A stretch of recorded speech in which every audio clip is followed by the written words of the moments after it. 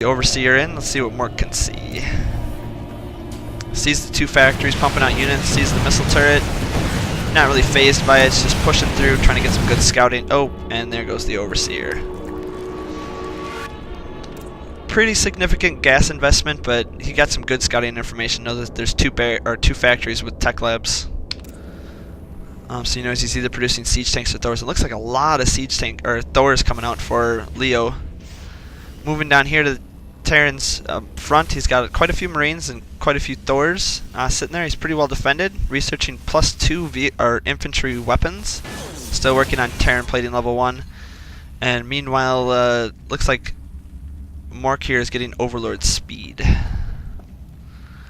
He could also get the Eventual Sacks. I've seen him do some drop play quite a bit, and that does quite a bit. And we do have quite a few Mutalisks out from Mork now, 10 Mutalisks.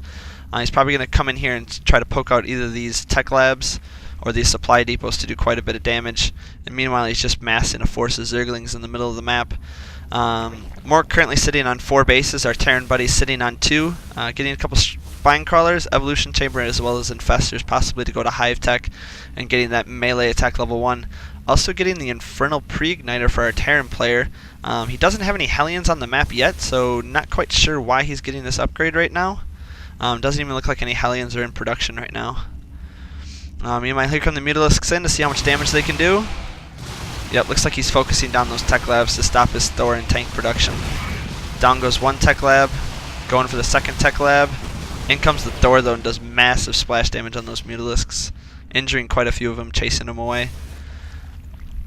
Meanwhile, it looks like our Terran opponent is trying to set up his 3rd base. But he's got to wait till that creep disappears before he can even throw down that command center. Currently looking at the supplies, we've got 166 for our Terran, 160 for Mork.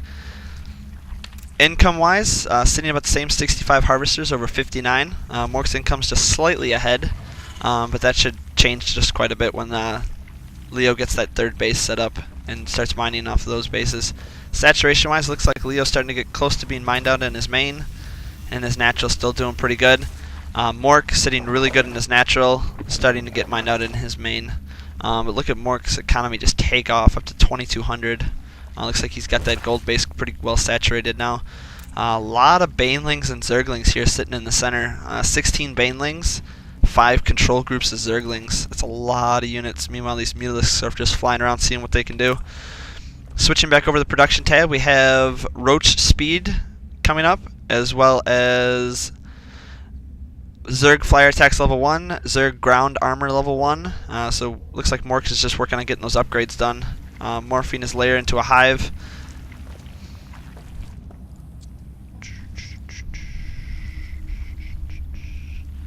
Meanwhile, we do have a small push here coming out from the Terran, just kind of taking out the center of the base. Don't know why he doesn't have this tower set up. I mean, he can pretty much... There's just one Zergling there, plus the few Banelings. He can kind of get some good vision. There he goes, taking out that one Zergling. But here comes the counterattack from Mork. Getting a decent surround on, getting those Banelings in there, rolling through the Marines. And meanwhile, the Zerglings just surround the Thors and do some pretty sick damage.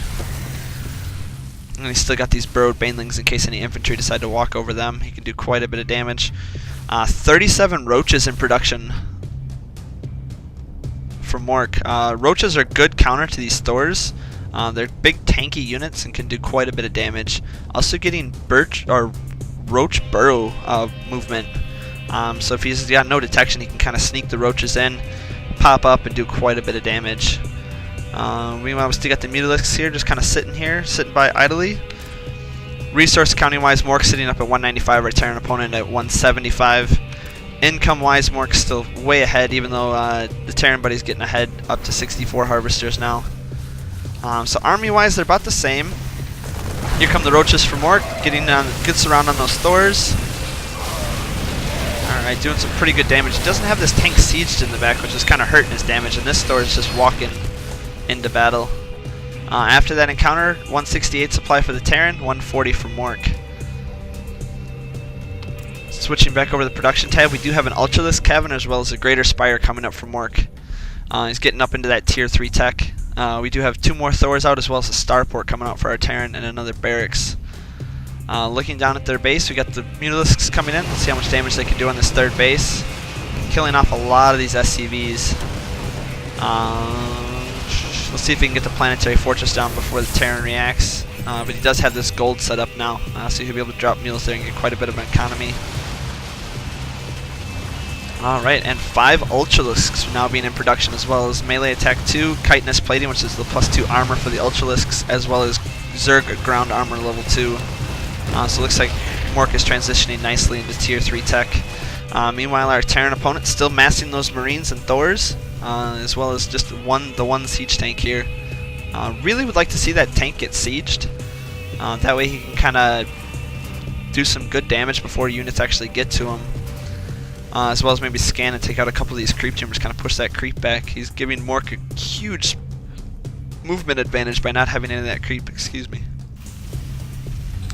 And it looks like Leo's getting ready to set up that 3rd base again, as well as setting up another command center to get a 4th base. Don't quite know where he's going to land it because Mork has this base set up over here, as well as this base set up over here. And let's see, Leo does know about those 2 bases, but doesn't look like he's planning to do anything about them. If we switch back over to the Everyone cam, we have 7 Corruptors in the works from Mork, so those are most likely going to be transformed into Broodlords, as well as these Ultralisks. Should go in and clean up the Thors pretty good. We do have the Terran moving out right now. He's got a huge amount of Thors. Looks like 13 Thors. That's quite a bit of units. Looks like he's probably going to go over to take out this base over here. Meanwhile, a possible counterattack coming in from Mork. Looks like he's debating on whether or not he wants to move in. Planetary fortresses for the Terran are really hard to take out. They do 40 damage a shot, and they do have splash damage, and it quite hurts, especially when you get all these SCVs to surround and repair it. Looks like the Terran's getting ready to take out this expansion from Mork. There's not really much Mork can do about it with all these Thors and everything over here. Yeah, that hatchery goes down real fast.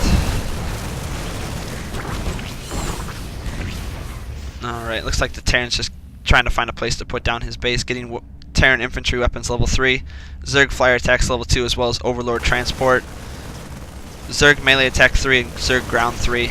Meanwhile, the Terran's moving up into the gold base for Mork. This hatchery's probably going to go down as well as all these Mutalisks going down very fast. Meanwhile, Mork's army is just kind of sitting here. But he did take out the planetary fortress, and that Ultralisk getting surrounded, but he should be able to do quite a bit of damage before getting taken down. Meanwhile, we do have a pretty big engagement here by Mork and the Terran.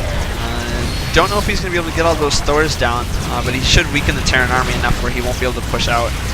Oh, no, looks like Mork will clean that up pretty good. Meanwhile, the Terran's doing some long-distance mining here from the gold. A lot of energy on these orbital commands. Sitting up at 5 scans, 6 scans. Looks like he's transferring his workers down here to a safe base down in his 3rd.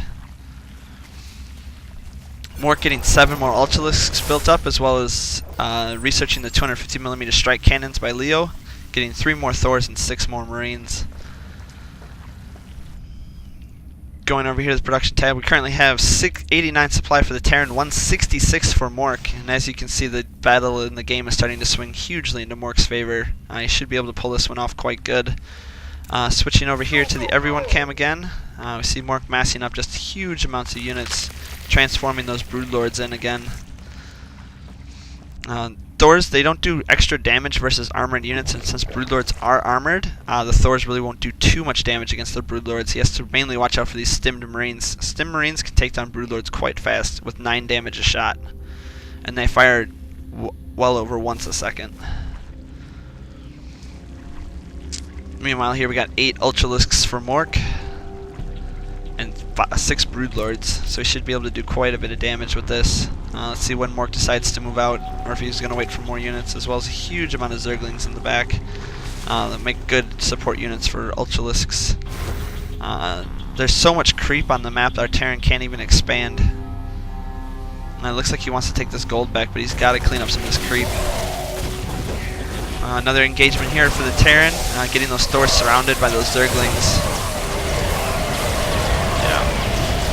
Yep, and there's the GG by Terran. And Mork comes out victorious. Looks like these players are getting ready to possibly do a rematch of sorts. I would have liked to have seen a lot more tanks by Leo. He probably could have held off some of these attacks a lot better. Alright, and that's the end of the game. Thank you for tuning in. Like I said, if you want to watch more games cast by me, please subscribe to my channel or follow me on Twitter at RekGoska SC2. I'll post all my replay information up there, as well as anything else that might be going on. Until then, have a good day. Thank you.